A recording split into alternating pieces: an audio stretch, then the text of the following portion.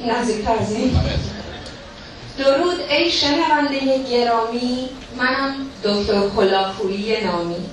بله، برنامه راز و نیاز است و خط تلفن‌های ما باز است.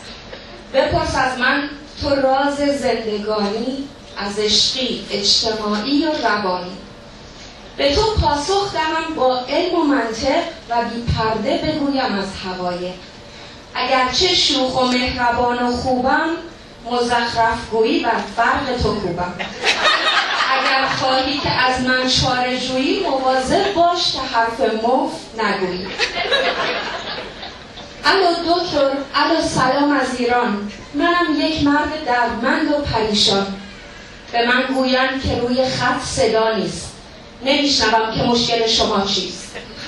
الو دکتر، اسیر اضطرابم، برس به داد این حال خرابم. چه خواندی و چه میکنی تو جانم، بگو که ماجرا چیست تا بدانم. من اهل مشهد و 30 سال دارم و این روزها خراب است کار و بارم. سوادم چند کلاس ابتدایی و 6 ماهی است که باز شدم هوایی.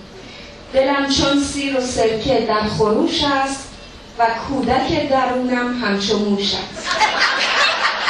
خلاصه وضع من باشد قاراشمیش، نه راهی در پس و نه چاره در پیش.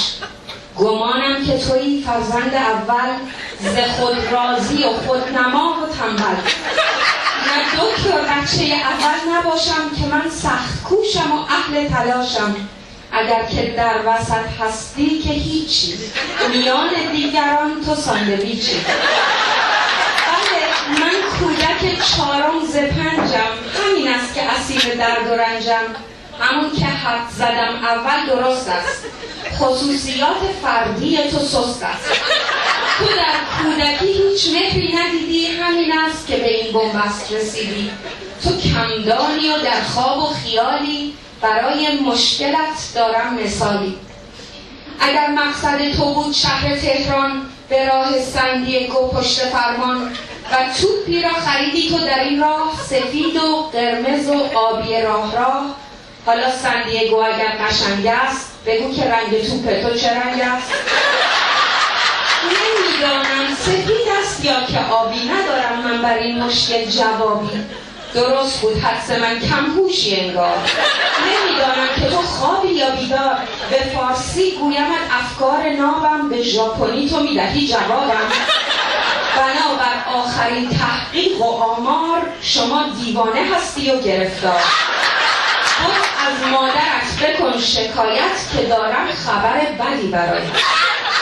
گمانم مادرت افسرده باشد، بد اخلاق و سگ و دل مرده باشد. و یا پدر ضعیف و بی‌زبان است و از لحاظ جنسی ناتوان. و حتما خواهرت درگیر وسواس، برادرت خلوچل است و حساس. نه دکتر، همگی خوبن، چنین نیست. نمیدانم دلیل رنج من چیست. من حیرت میکنم، نگو چنین نیست، که پای تو عزیز روی زمین نیست. شما در انتهای کوره راهی، آخه قربونتون در اشتباه.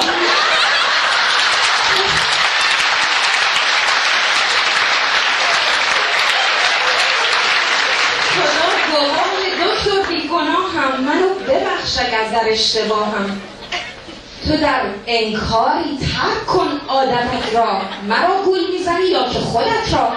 تو از عقل و خرد بوی نبردی و در کودکی حتما سیلی خوردی. برو آمار بگیر از جد و آباد، ببین دیوانگی را که به تو داد. تو خود با خشم و قهر درگیر کردی، مثال خر تو در گل گیر کردی. ببین در این میان داری چه نقشی، که پا قطع کردی و دنبال کفشی. تو نادان، ناتوان، نیازمندی، به این مثلث نکبت تو بندی. خلاصه بی کمک درمان محاله. شما 30 سال و عقلتون 3 ساله. شما گیج و گمی و کم حواسی، برو پیدا بکن روانشناسی. برو فکری برای اضطراب کن، میان بد و بدتر انتخاب کن. درست فرمودی ای استاد آگاه، نشانم دادی فرق چاله و چاه. بله دکتر، شما سرور مایی، تشکر دارم از وقتی که دادی. هزاران مرتبه شکر خدا را که حفظ کرده برای ما شما را.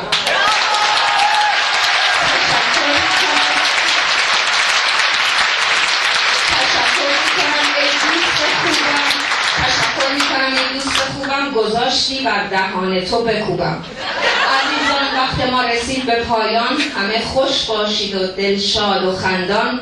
10 شب می شود برنامه تکرار و تا فردا خدایتان نگهدار.